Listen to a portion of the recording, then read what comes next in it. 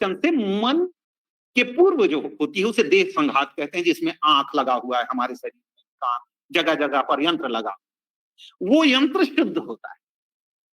इसके आगे फिर मन शुद्ध होता है। मन शुद्ध होता है तो इंद्रियों की दौड़ खत्म हो जाती है, क्योंकि मन शुद्धिकरण की स्थिति में बाह्य सुखों को गौण समझने लगता है। वो जानता है धर्म पूर्वक कितनी सेवन कर। आगे स्थिति आती है प्राण की।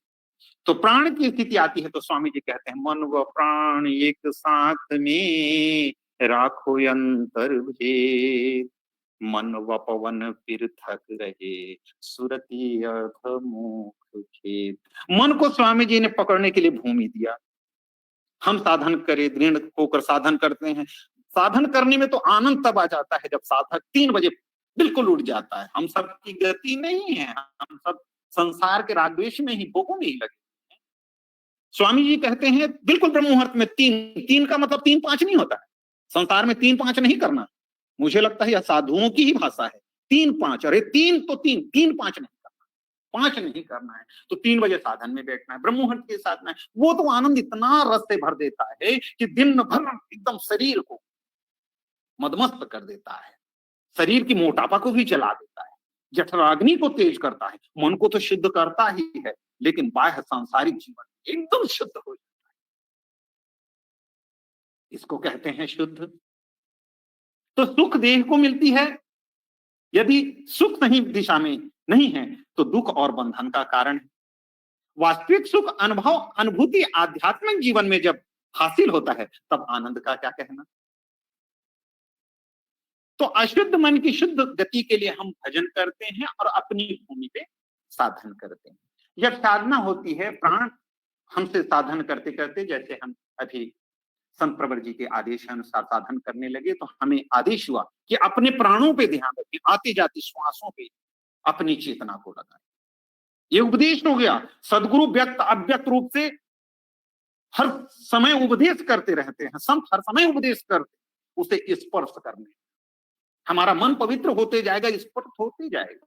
क्योंकि बाह्य जगत के लोगों में जब हम मिलते हैं तो हमारी माया माइक हो जाती है संसार। इसी कारण माइक संसार से हमको बहुत बचना है।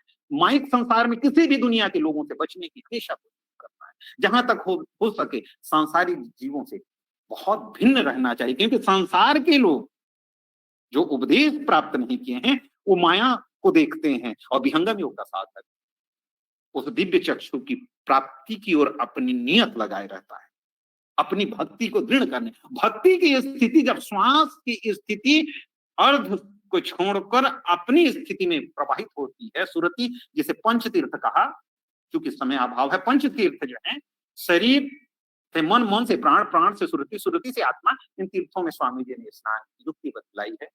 जब इसमें युक्त हो जाता है तब वह मन पवित्र की स्थिति में आती है। तो सदगुरु का दर्शन जब हम पाते हैं तो अपनी राग द्वेष की बातें ना कहकर अपनी आध्यात्मिक अनुभूति, जिसे हम किसी के साथ नहीं कर सकते, किसी के साथ ना शेयर किया जा सकता है। मान लीजिए आप अग्नि में घुस गए वास्तविक जीवन में, तो क्या उसे किसी कहोगे तो कोई लाभ होने वाला है? बल्कि आपका इज्जत करेंगे, अरे आपकी साधना अच्छी है। तो क्या मुझे अपनी साधना बतानी है? यहाँ नहीं, यहाँ तो अपनी साधना और अपनी जीवन की अनुभव को बताना प्रारंभ किया और आपकी स्थिति अर्ध की ओर प्रारंभ हो जाएगी, यानी फिर से नीचे की ओर चले जाएंगे। माता जी का दर्शन पाते हैं तो हमारे शरीर में 4-6 महीना तक झंझनाहट होता है, सनसनाहट होता है, आंसू बहती है। ये कौन सी प्रेम है? ऐसा कौन सा प्रवाह है दुनिया में जहां हो रहा है? सदगुरु का दर्शन प्राप्त करते ही साधक जो हैं एक पल भी उसका जमीन में पैर नहीं रहता। ये कौन सा शक्ति है इस दुनिया में जो कार्य कर रही है? वही शक्ति है जो काल को मार देती है, वही शक्ति है जहां पर मन का गमन नहीं है, इंद्रियों की गमन नहीं, वहां पहुंचा देती है। मातृ शक्तियों को इतना अच्छा जीवन है कि जन्म लेते ही उनको नौकरी मिल जाती है। हर घर का हर कार्य करना, ये भी तो नौकरी है। माँ की सेवा करना, शादी के बाद बच्चों की सेवा करना, पति की सेवा, ये तो नौकरी मिल गई। नौकरी के साथ साथ अभ्यंतर हित साधन का अगर पति मातृशक्ति है तो उसका जीवन तो सोने में सुहा जाए।